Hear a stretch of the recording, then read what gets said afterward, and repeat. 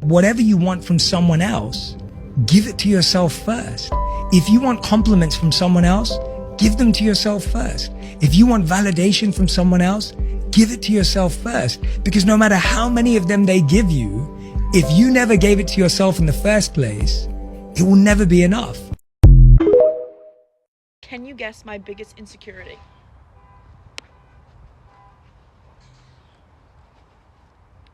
Can you guess it? Do you know what it is? No, you literally don't know what it is. Therefore, if you're insecure about something, it's usually because you're worried that others are going to judge you for it, but they don't even know what it is. Something I've always been insecure about is my arms, okay? But no one would ever know that. No one would ever know that, and that makes it, in my head at least, less of an insecurity because nobody else is noticing that I'm insecure about it. And that's kind of the mindset I put myself in. It's where it's like, okay, no one else notices it, and the only reason you have insecurities is because the fear of being judged. That's literally what an insecurity is. So if no one knows what your insecurity is, then how would you be judged for it?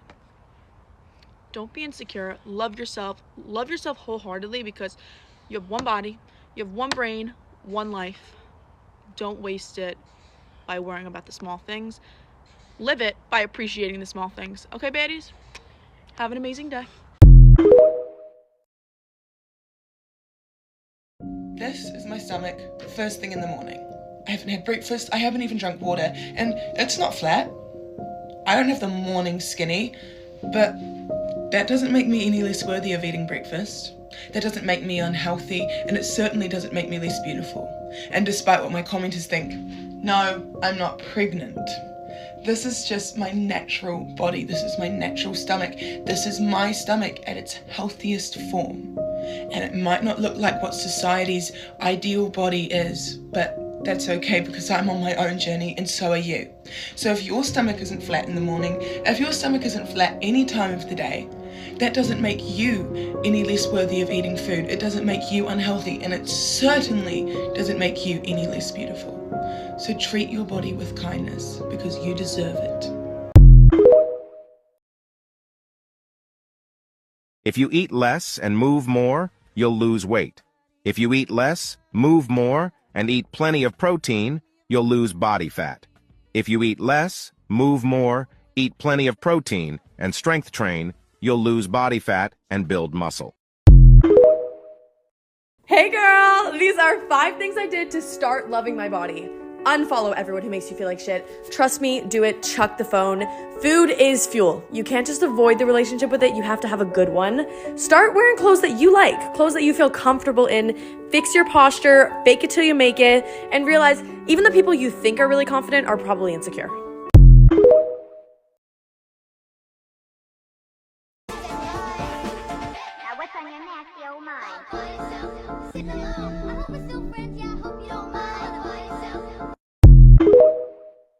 I have a friend who once told me that in order to change your life, you need to change your phone's wallpaper. And I was like, can you tell me what you mean? And this is what she meant. Look back at your childhood, the memories and your feelings.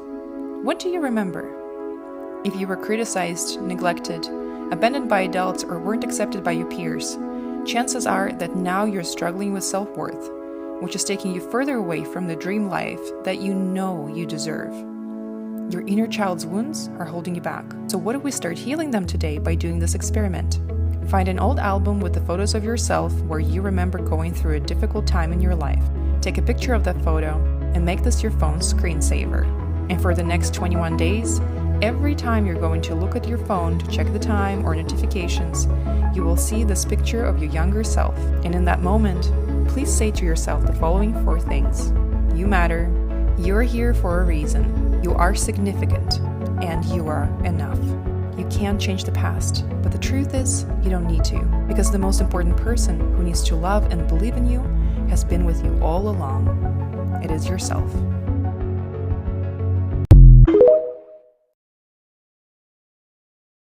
She is working on 3 things right now: herself, her life, her peace. Do not disturb. I've never thought, I wonder if that woman's jeans are a bigger size this year than they were last year.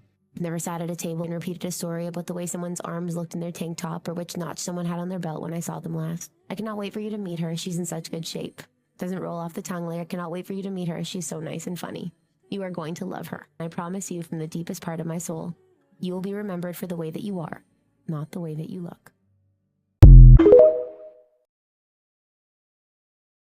Let's spend a self-care Sunday together. So after getting up, I started on my hair oiling routine. I first used a bamboo brush to stimulate the scalp and then go in with some rosemary oil. I use about 3 pipettes of this and then use my scalp massager to massage it in. I'm using the Fino hair mask today because my hair is extra dry and I just put that in and secure with a claw clip. I usually leave that in for an hour or so and pop to the gym and do some stretches while that's sitting in. When washing my hair after hair oiling, I use a detox shampoo to wash through it thoroughly and then just go in with my normal conditioner. I also like using a body scrub once a week just to get rid of any dead skin cells. Then I'm just gonna do my normal skincare routine. I try to keep my skincare pretty minimal during the morning, and I'm actually gonna let my hair air dry because I'm not going anywhere today, and just add in some hair oil for moisture. Then it's time to finally make a coffee, do a bit of cleaning and journaling.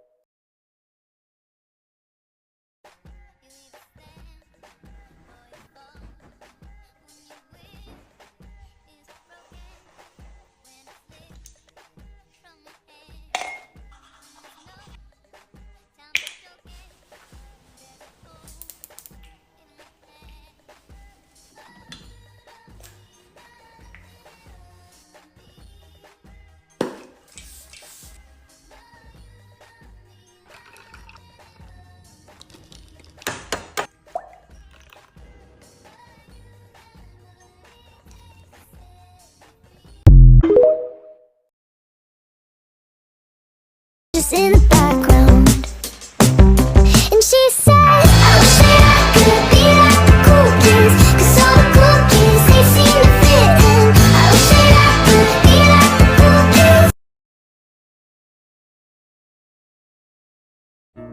kids. Take care of yourself, you know? Treat yourself with love and kindness, and don't put pressure on yourself to feel better tomorrow, because that's just not realistic. We had made love earlier that day. But I could tell that changed how you looked at me then.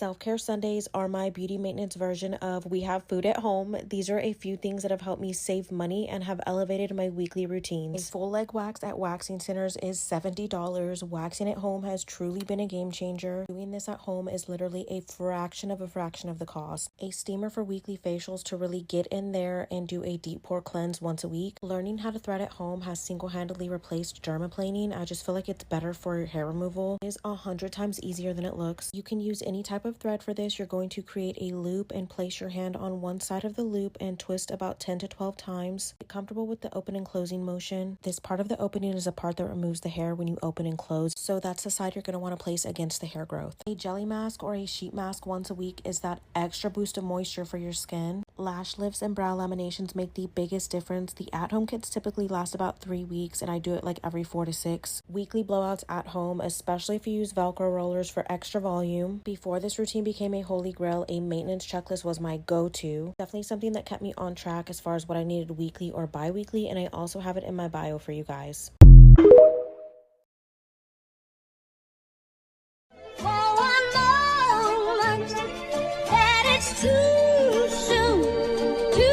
Push the fucking pack off of the porch or break a pound down. Get the scrap if it happen to blow, it makes a round sounds. Pussycat on.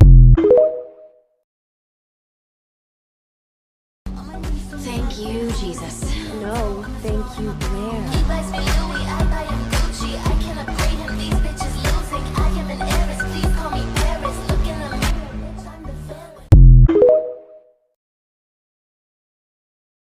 Protect your energy. Yeah.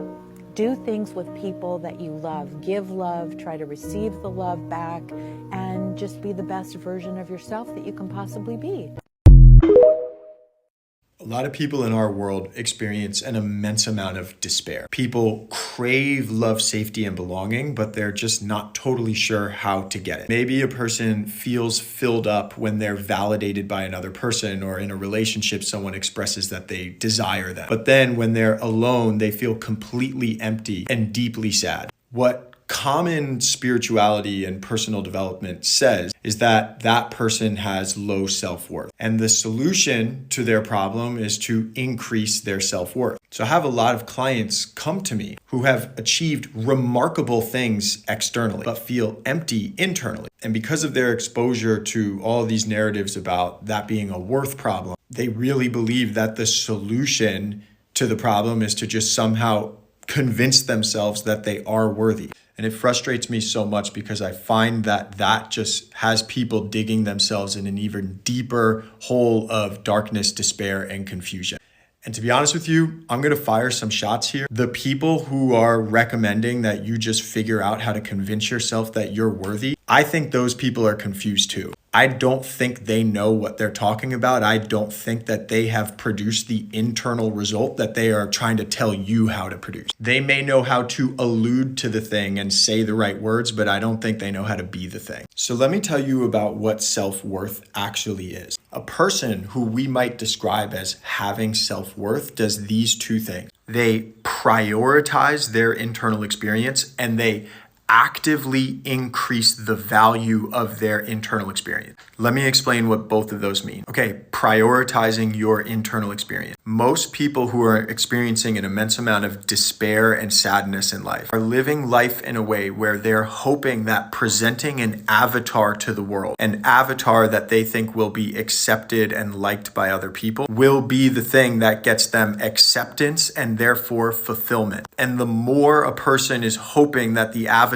is going to be the thing that gets them to be safe, the more despair they experience. The presentation of the avatar is the prioritization of another person's experience, meaning you're trying to figure out what this other person likes, who they need you to be, what they value, and you're hoping that constructing an image or a version of yourself that matches all those things will make this person feel good internally and then want to invest in you. What you're not doing in that instance is prioritizing your internal experience, what makes you feel good, what you like, and what you don't like. Prioritizing your internal experience means that you see your experience, how you feel, as your highest authority. And everyone else's internal experience is their highest authority. There are no authorities that are higher than anyone else's. Each person's own experience is their highest authority. When you're experiencing an immense amount of despair in life doing the avatar thing, you are seeing someone else's internal experience as a higher authority than yours. Like their experience or their perspective or their preferences are right. And you're trying to reach up to this authority that you perceive as higher than you to appease to it and hope that it'll accept you and validate you.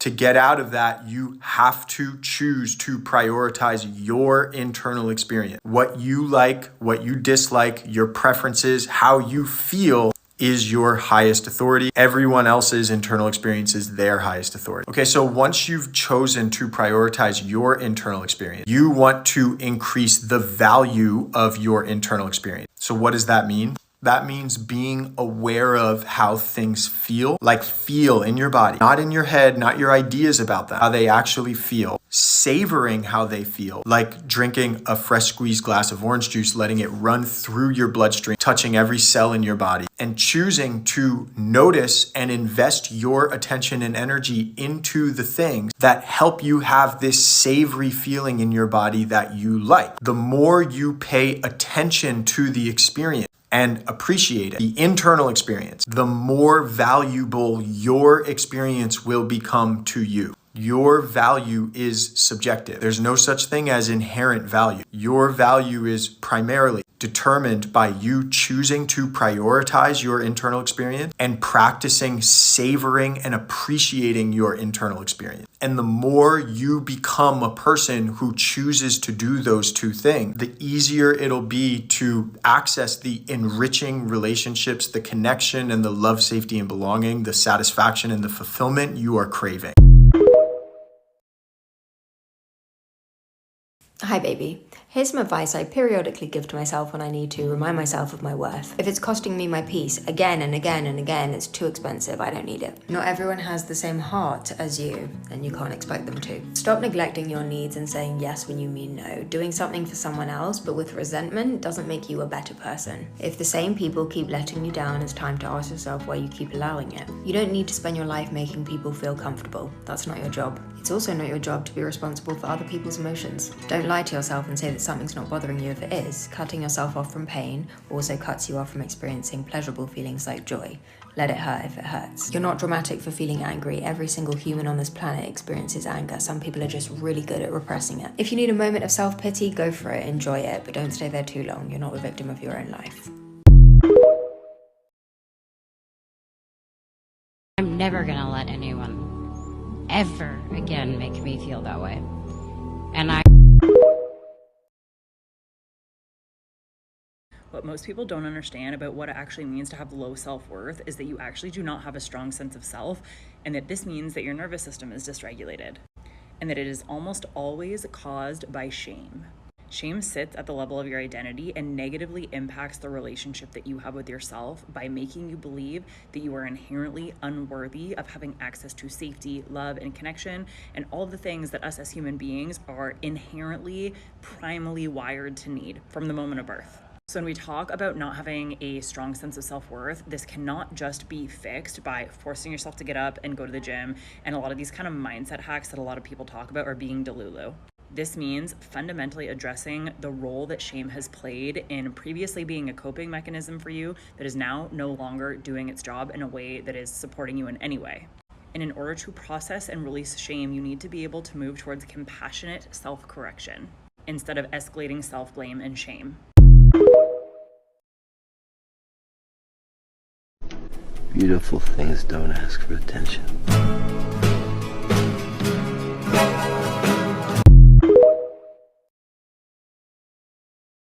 Why do we want women to be insecure? It's very simple. Have you seen a woman who knows her worth? She is very inconvenient. She has high standards. She doesn't buy things to fix herself, and she won't let you project your traumas onto her because she doesn't fear being alone. It's a lot of work to keep up with a woman like that if you haven't healed. And since society is still operating from a very low standard, we prefer women to be functions, not humans. We want them to be insecure. Look at the shelves of any store, and you will see products continually teaching women that she's never enough, that something's constantly wrong with her smell, with her hair, with her body, with her humanity. They're gonna tell you that the clock is ticking, that you're gonna spoil like rotten milk. Most of girls start hearing things like this before they're even 8 years old. And a woman who's had enough of it will be always winning the emotional battles. She will be fiercely protecting herself from all of this nonsense. And thank God women are waking up and stepping into their strength, because nothing will ever change for our daughters or the next generation if we don't leave our insecurities behind. Here are 3 ways you can improve your self-worth. Engage in positive self-talk and start to reframe a lot of your thought processes. So instead of "I'm not good enough," replace it with "I am deserving of love, respect, and happiness." Start to investigate. Where did I learn that I'm not worthy? Where did I learn I'm not deserving? And where can I give myself the love that I am so desperately trying to seek other people to do for me? 2, set and achieve personal goals. This doesn't have to mean that one day you want to get married and have kids. Set little ones. Achieving these goals will boost your self-confidence. It could be something as simple as, "I'm going to meditate every day for a month." And when you do, celebrate those little wins. And 3, engage in self-care. And no, this isn't just bubble baths. Feed yourself nourishing foods. Take care of your mental health and see a therapist. Enjoy time in nature. Practice mindfulness. Engage in hobbies. Do things for you so that you can reconnect with yourself and what it is that you actually enjoy. Remember, you want to build a life that is for you. And so that when somebody comes into it, it's an addition to, not instead of.